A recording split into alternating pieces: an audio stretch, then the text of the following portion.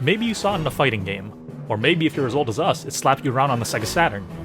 Maybe you played a so-so PS3 game that didn't have cockpit view, but at least came with a pretty cool model kit.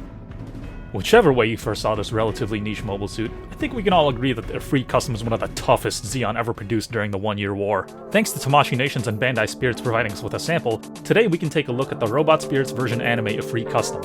Taking a look at the back of the packaging, it's pretty cool that they replicated how it first appears in the original game, cockpit view and all. I really want to see what these exam system effect parts are like though, so let's crack it open and take a look. Pretty standard as far as accessories go. It's nice that they included 2 sets of booster colors to match these exam effects.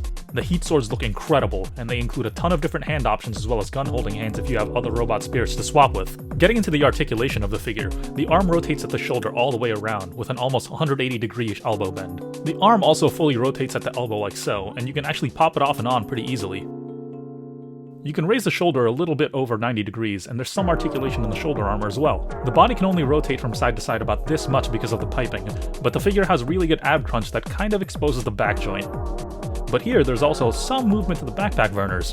For the legs, they can go to the side and forward about this much. Definitely no full splits, with some decent rotation at the thigh, and a little more than a 90-degree knee bend. The foot has the same joint style as the GPO2 and can extend this far, and also has some rotation to get some dynamic posing.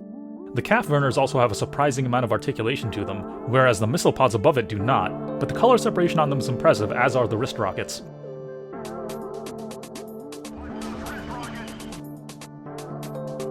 Moving on to the head, it can't rotate too far from side to side because of its length, but it can bend forward and extend to get some better angles in. If you pop the top off, there's a tab there that you can move around to rotate the eye. And if you turn it all the way around, you expose the slot for the effect. The exam system effects also slot into the hard points on the backpack, and in conjunction with the effects, they make the suit look downright menacing. There are also these 2 small holsters included that go on the side skirts that you can slot the heat swords into, which make for some good neutral poses, like so, but the heat swords definitely look like they belong permanently in the Efreet's hands.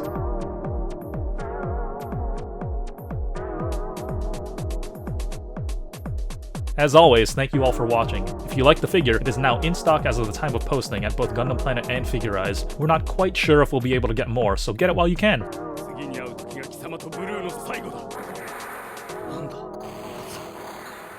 ブルーと似た動きをしていた。